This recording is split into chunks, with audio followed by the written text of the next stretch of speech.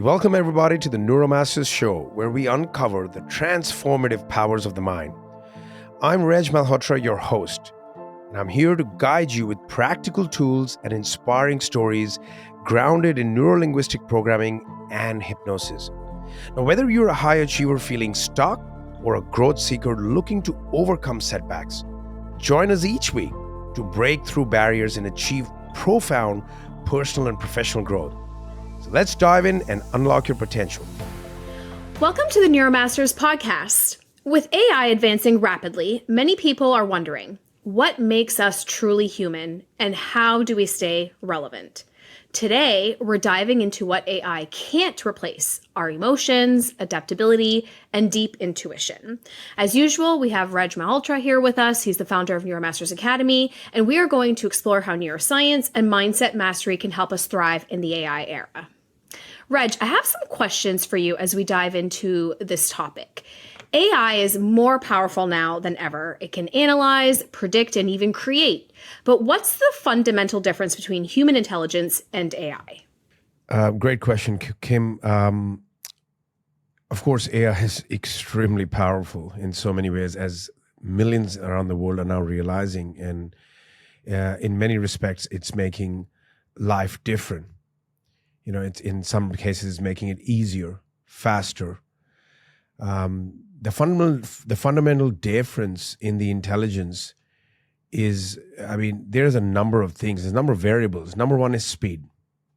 This thing can do things real fast, right? Number two is there is always going to be a difference in creativity. I think time will tell.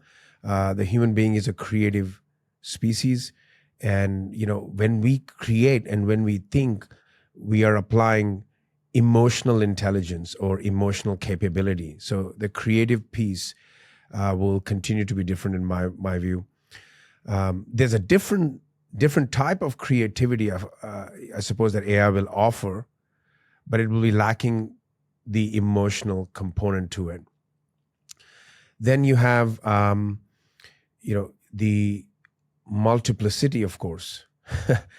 Depends on who we're dealing with. People, not everybody can do a lot of things at the same time or think of many different computations, if you will, at the same time. And I think that offers an advantage through artificial intelligence, is to be able to think of many different things at the same time, or to do many things at the same time.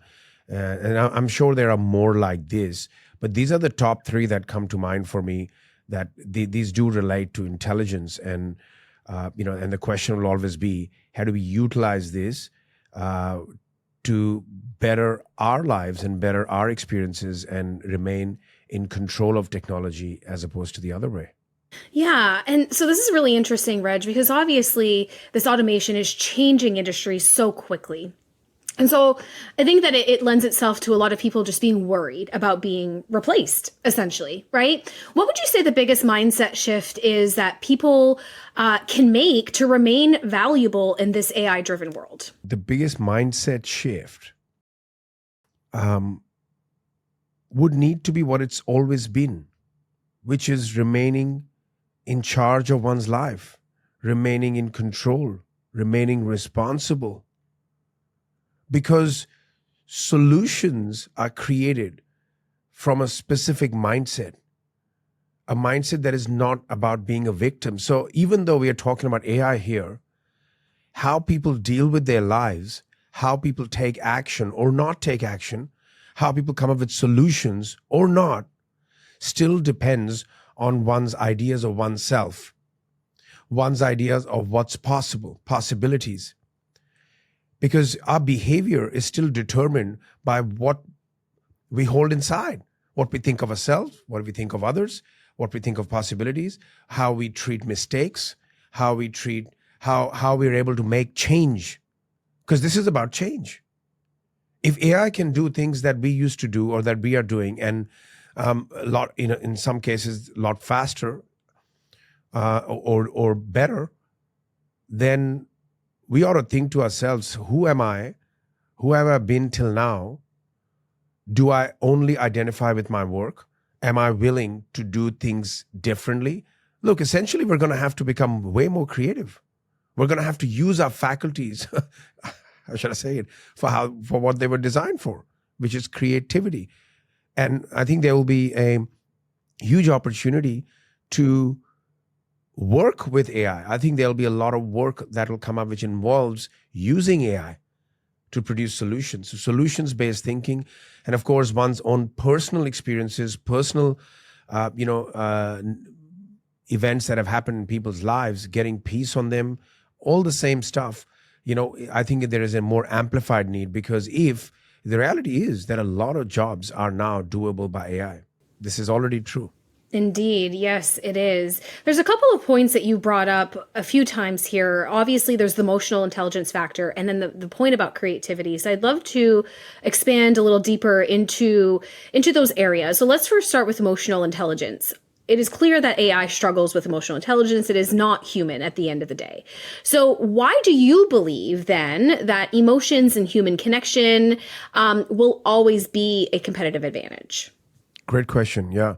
The emotion, I suppose, without emotions, without using emotions to guide us, I say that very strongly in a way, without utilizing our emotions as signals, we're really no different to any other species, and we have a huge advantage in terms of the range of emotions and our consciousness of our emotions.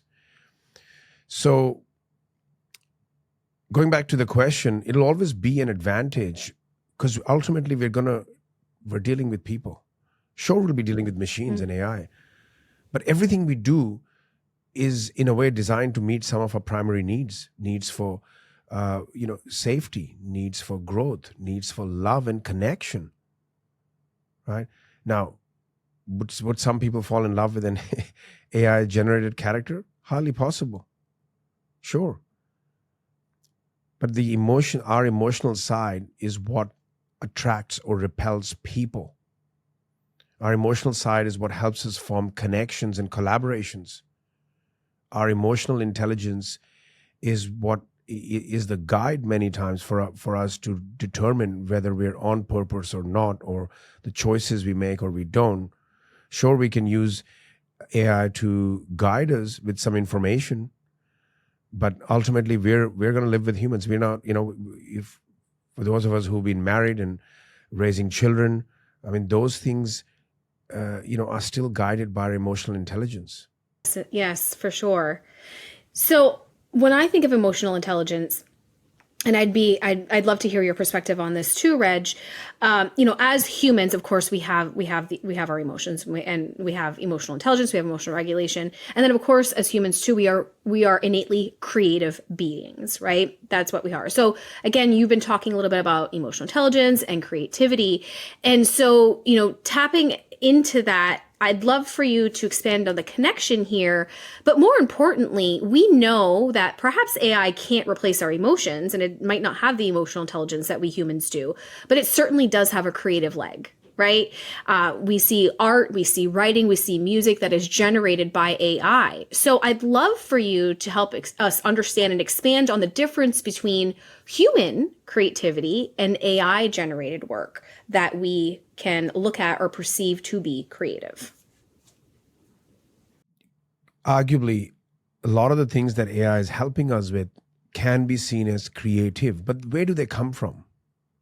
Like, where is the mass data or database of ideas coming from? It's coming from humans. And that means I don't think there is a limit to our creative abilities as human beings. We're probably going to create new things. Can AI do that? Sure. Can AI look at the existing set of information and come up with new ideas? Sure. But again, goes back to, our ability to feel love and connection, our ability to use our intuition, our ability to use our consciousness in the way it currently is, to create visions, ways of doing things, art. I mean, I would argue that will probably change in some ways Since we know that there are some things that AI can do, we may, and human beings have a history of that, we may challenge ourselves to do things in newer ways that have not been thought about. Could that be possible? I think it could be possible. What I'm hearing here is like a co-creation, right? AI is a tool. It's there for us to use and perhaps even create and ease in our workflow and our livelihood. But certainly our primal human instincts still supersede that. And one of the things that you alluded to here is the change, right? It's new.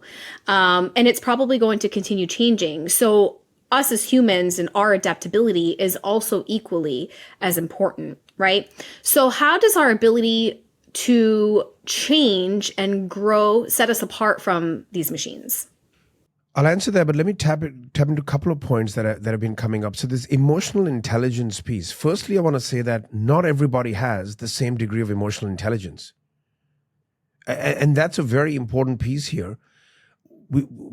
There is such a thing called emotional intelligence. What is it? Well, the ability to, utilize empathy, the ability to change communication based on what we are feeling energetically, and so much more. Right? That's all part of emotional intelligence. How you adapt and change, how you communicate, how you respond. Are you aware of your responses or not? So firstly, I wanted to say that emotional intelligence varies. Some people have very high EQ, emotional quotient. Some don't, right? That's what kind of work have they done with themselves? What kind of experiences they've had? What kind of, ideas have they held on to or let go of? Beliefs, value systems, all of that combines into that. The second point I want to make here is things in many ways are becoming easier and faster and more convenient, right? There are things that could have taken us days, if not weeks, to formulate, to workshop, to think about, to do different iterations. And you can reduce that by days and weeks and sometimes months now. I think what will be interesting is how different people with different degrees of emotional intelligence respond to that available time. So I want to keep this practical. Yeah. What do you do if you have the answers that previously would have taken you a long time? Do you then use your creative abilities to build from there as the foundation, as opposed to trying to build the foundational pieces in many cases, depending on the context? That makes sense? I think it's the increased availability of time and increased availability of disposition to do things and to add upon what's already available. I think that's going to vary from person to person. That's going to vary from organization to organization. That's going to be either a huge opportunity, a huge advantage, or a disadvantage. I can tell you in our company, there are some things that we used to rely upon, sometimes a number of humans to help with. And by no means, doing it with AI is taking away our creativity, our resourcefulness. However, we're just moving a lot faster. And in that available time, we are building better solutions, more creative solutions, by not using the time to build foundational pieces in many cases. Yeah, you bring up a really interesting point, Reg. And I see this connected to that emotional intelligence piece. And the point that you brought home is that differs from human to human. Everybody is different with, where they're at on their level of EQ and, have they done the work on themselves and whatnot. And as that relates to time, so you bring up such a unique perspective here of the time savings that AI can present to you. And my question to you here, I'd love for you to expand a little bit more on this. How do you tie that back into the emotional aspect of it? And what I mean by that is a lot of us are so accustomed to staying busy or being busy that when we do have extra time to tap into our creativeness or tap into being the visionary of our business or being the leader of our team, there might be some discomfort there. How does that connect to the emotional intelligence piece? And why is that important in this AI era?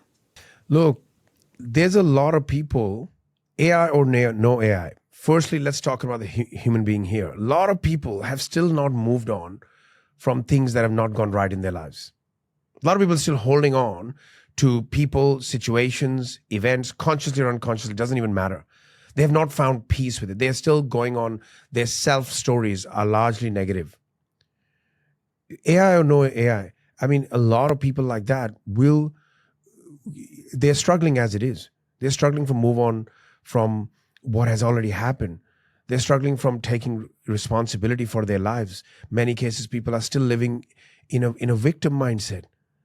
I don't think, sure, they may do some tasks using AI, but they're already stuck from creative abilities, from creating whether it's a business, whether it's a family, whether it's joy, whether it's solving complex problems. They're already limited because of the lack of energy that's available. And this connects back to our energy cube concept. If you have a lot of energy stored on things that have happened in the past, significant emotional events, then AI or no AI, you still haven't resolved a major piece within you. And no question about it. People are still going to be pointing the fingers out. They're still going to be, not feeling free, if you will. So what I want to say here is the complexity of problems. For some people who are freer, let's use this phrase. There are degrees of inner and outer freedom, right? Degrees of freedom. Are we free of certain things that restrict us from expressing ourselves and more importantly, our creative selves? Because even building a business, for example, is a creative act. And it needs a lot of energy, creative and non-creative, lot of energy. And so the point I want to bring in now is the complexity of problems. And I think this is the primary theme. I cannot answer all the questions about what AI will and won't do, how people will respond or how they won't. But I'm going to talk about this point, which is the complexity of problems. You see, we have almost like an unlimited neurology, which is always expanding or shrinking. And by neurology, I mean to a degree, our emotional response system. How do we respond to situations? If you've faced a lot of tough situations, a lot of adverse situations, and you have one way or another tackled them, in effect, you have built a stronger neurology, say, than somebody who's been sheltered all their lives, have hardly had many problems to deal with. Their emotional response system is different because they could be more in shock and surprise and despair and defeat. But someone who has experienced a lot of situations and have tackled them, overcame them one way or another, it's just fundamentals here. They have access to inner resources that someone who's been sheltered doesn't. Now, complexity of problems. Everyone is we're problem solvers. We're all problem solvers. That's really all we're doing. Whether you're doing it in your personal context, you're raising children, you're married, you're doing domestic things or business, or largely when you're pursuing your goals or your purpose, you're a problem solver. Having said that, due to the neurology available, some people solve lower complexity problems. I'm not saying it's right or wrong. I'm not saying it's good or bad. We all have 24 hours a day. We're all flesh and bones. Really, the only difference is what we carry inside through our experiences, our knowledge, our beliefs and values, and I'm going to say this, the emotional response system. Let's put all that together and call it mindset. Yeah. Some people solve very complex problems in the time that it's available to them. Some people solve lower complexity problems. Now, this connects directly to AI. People who are already solving higher complexity problems, I mean big solutions, say to world issues or, how we live, what we're going to do next as a community, as a country, they already have the neurology to solve they will have the neurology now to solve even higher complexity problems. So they don't have to spend a lot of time on lower complexity problems. Can we think this way in an individual context? Yeah, I love this perspective shift and the complexities that you painted the picture. And of course, exactly to what you were just saying, how we are all on a different, we're all different. And so the method in which we adapt and use these tools is going to differ, and the complexities and how we deal with them. So one of the things you mentioned is mindset. And problem solving. So let's dive into that a little bit, because we've talked about the emotional side of it. And of course, we know that the other side of it is mindset, and that's all interconnected. So the human brain, is designed to evolve. You've even alluded to this a little bit here during this conversation. So my question to you is, how does neuroplasticity give us an edge over AI? And how do we actually train our minds to stay ahead of it? Well, neuroplasticity is the idea that we're not fixed, we're not stuck. I'm just going to make it very simple. It means our brain can change, right? Our brain can change, and it's been proven, right? Even if you look at it in a very simple way, things that we thought we couldn't solve, if we've gone and solved them at a different time, that means due to new knowledge, new information, new beliefs, new experiences, something has changed. Right? The word plastic is suggesting some level of flexibility, movement, as opposed to metal. We're not neurometallic, right? So, that connects back to this point about complexity of problems. I could go on and on about that. I think we could do an episode simply just on that. Firstly, everyone has to solve lower complexity problems at some stage of their life. Everyone has to, in the context of how we all live now as a species, we need to make money. We need to bring in money. Because that helps solve some of our lower complexity problems. Lower complexity does not mean unimportant, by the way. Depending on the stage of your life, it may be important for you to have a certain kind of comfort at home. Somewhere down the line, that may seem like a lower complexity problem. You see, the way I see it, there's a lot of energy that goes into solving problems. Imagine if all the energy that's available to you is only going into solving problems like, what do they think of me? What if they judge me? No, seriously, that's a problem. What will my family think of me? What if they say I told you so? Will I, should I open up to my partner? That could be a lower complexity problem, because there's a lot of energy. And the way I see it is, what would happen if you have lesser lower complexity problems that you spend your energy on time on? It almost takes the same energy, if you will, to solve high complexity problems. See, people who go out there and they take big risks and solve big problems still have 24/7, still are using a certain level of mind energy, if you will, brain energy, and also physical energy. And my message always to our students and our clients is always let's get you out of this funk. Let's get you moving on, because problems are not going to go away. It's like the whole risk reward thing, right? The more risk you take, the higher the reward can be. So the higher complexity problems you're willing to solve, the higher the reward can be, both internal and external. And AI will help you solve. Can we look at it this way? Can we use AI to solve lower complexity problems so we have more energy available in the energy cube to hit the higher complexity problems, like, what is my purpose? Like, what do I want to create? Like, who do I want to help? Like, what major problems in society do I want to help solve? Yeah, so it sounds like a lot of this is really energy management. Yeah. Right. And I love that. How do you use AI as a tool to help with those lower complexity things, depending on the season you're in, right? And so that you can show up as your highest self for those higher complexity things and really put more of your energy in that space.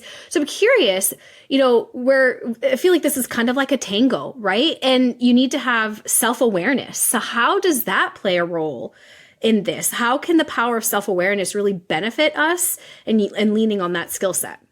Yeah, the question is, how can it not help us? Why wouldn't it help us? Because if you're not aware of, in this context, let's talk about problem solving. I think everyone listening to this should take a stock of, where is your time, energy, and money going? in terms of problems. Let's look at life as a series, and that's not a negative thing. It's by solving problems that we get more awareness, that we get more resources, more capabilities, right? By becoming aware of where our time, energy, and money is going, what problems, and by the way, we should consider internal problems. Like feeling the fear of judgment is an internal problem. How much time and energy and money do you put towards that? There is an interesting saying that those who only aim to be famous are basically trying to handle the fear of being judged. I'm not saying that's always the case, but the deep psychology of that can be, because if I become famous, then I don't have to be judged for certain things, or I'd probably get looked at more favorably. So I think it's the self-awareness piece here. Become aware in your work context. See, let's talk about work and business here. People get paid more depending on the complexity of problems they solve. Sometimes CEOs get paid a lot more than anybody in the company, and they do a lot less actual work. But they get paid for holding the concept of the organization. No, seriously. People they really would not do much work other than oversee. Now, if you're looking at it from the outside, oh, I do so much more work than you. I'm on the computer all day and I'm sending all this stuff, but you're not. You're literally on your chair and you're on the phone.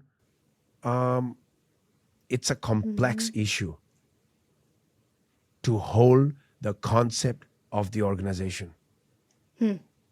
This is why transformational CEOs can get paid up to 800 times more than someone who's very transactional. Doesn't matter how much work they do, but a transformational leader of a company is continually engaged in the transformation of its products, the way it solves problems, and their people. That's a higher complex. So I suppose I'm trying to clarify here how to think of problems. Problems are not determined by how much effort it takes. Arguably, by how much emotional intelligence, creativity, out-of-the-box thinking, paradoxical thinking, and transformational thinking. That tells you the complexity that is required, because to solve problems that complexity does require higher emotional intelligence, does require higher emotional quotient, does require for you to be well grounded and well balanced as a person. You cannot be triggered by every second thing. You cannot be panicking. Mm-hmm. That all makes sense? I'm glad we've gotten here in the conversation. We as a species need to be engaged in higher and I think at the end I will say the AI offers a huge opportunity. Rather than fearing it and worrying about it, start with your individual context first. Personal life, then your business life. I'll give you an example. In our business, right now, we are addressing a number of lower complexity matters that we did have a lot of people involved with. We're being able to utilize AI to solve these lower complexity problems. That has immediately opened up space for us to think about the quality of the programs that we're delivering. In fact, we are already thinking of much higher complexity problems that our clients experience that now we can help solve. But how can we do that if we are spending so much time, energy, money solving super low complexity problems that every organization does have? Right. No, I love how you painted that. And I especially love that you brought up the fear aspect of it. Fear is obviously a very real for many of us. And so if someone is feeling particularly fearful or uncertain about the use of AI itself, or even the future of what AI can bring us, what's a mindset shift that they can start making today? What would you say to that person to really help them step into their power, embrace that self-awareness and understand the duality here of the complexities? Look, start with thinking about where have we been as humanity. And there was a time when we didn't have TV. There was a time when we didn't have transportation. Now, you may not have been alive in that time, but you can think about those times, look into it. Anytime a major revolutionary change comes in, we've developed the ability to adapt, right? You want to look at your adaptability. Social media was not a thing even 20 years ago. Now, it's not only is it a thing, we do business that way. It influences our behaviors, and in many cases, for many people, their emotions. What have you done as a person when it doesn't matter if you're 20 years old, 30 years old, 40 years, look back at your life. How have you adapted? We've just been through a pandemic not that long ago. How did you adapt? How did you move on? How did you come out of it? So look back into your own life and remind yourself of your resourcefulness and adaptability. Second, remind yourself and look for evidence of us using technology to better our lives, and start in a personal context. Think about the possibilities for you as a person. If you're mildly entrepreneurial, it can be a huge opportunity for you because you can use AI to help solve others' problems. That's a creative act. You could reach out to business owners, and you may think everybody's using AI, but again, it requires time and energy even to use it, right? Business owners are involved in solving the client's problems. What can you do and use AI as a tool to help them? So I think the biggest mindset shift here that I can leave listeners with is become cozy with the idea of problem solving.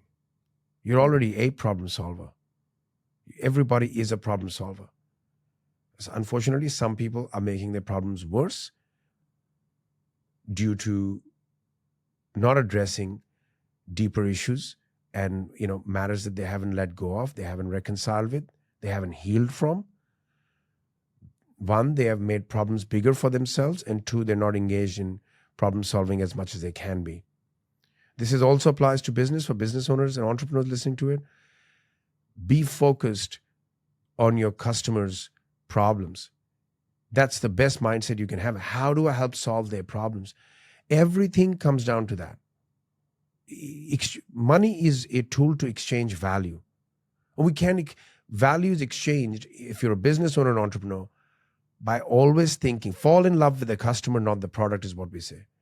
And what does falling in love with the customer means? What is their problem?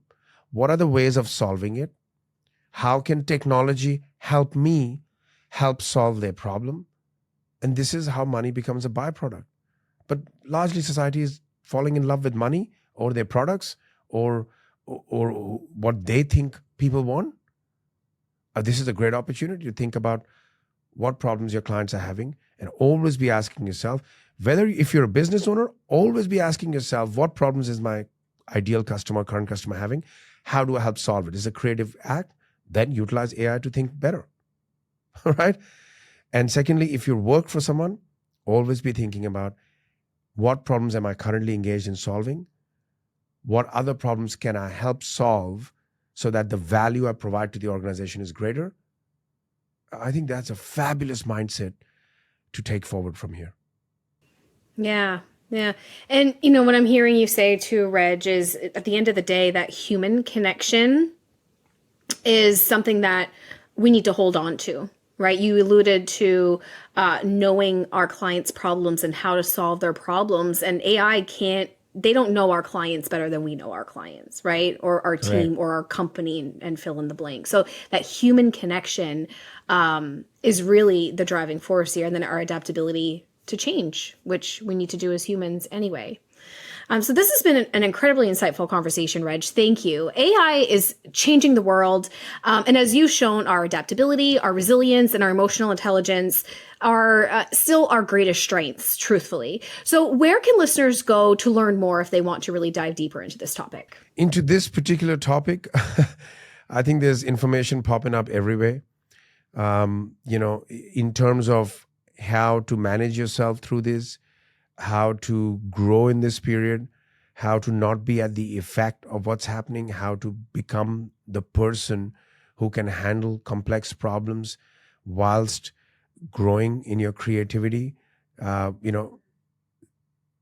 would recommend go to neuromastersacademy.com, book in a call with one of our master practitioners, share with us your current roadblocks and where you want to go. And, there may be a certain information we can provide you with, or we hold free seminars and other programs that will help you accelerate your journey, particularly in this period, for sure. Amazing. Thank you, Reg. I love that you have plenty of resources available to your listeners. So if today's conversation resonated with you, please share this episode and subscribe for more insights too on mastering your mind. And we'll see you next time. Thank you. Thank you for listening to the Neuromasters Show. I'm Reg Malhotra, reminding you that your trauma is seen, your transformation is possible, and your breakthrough is right around the corner. If you found today's episode valuable, you can visit our website for many more resources, to register for a live breakthrough experience, and to continue your journey of reclaiming your full self.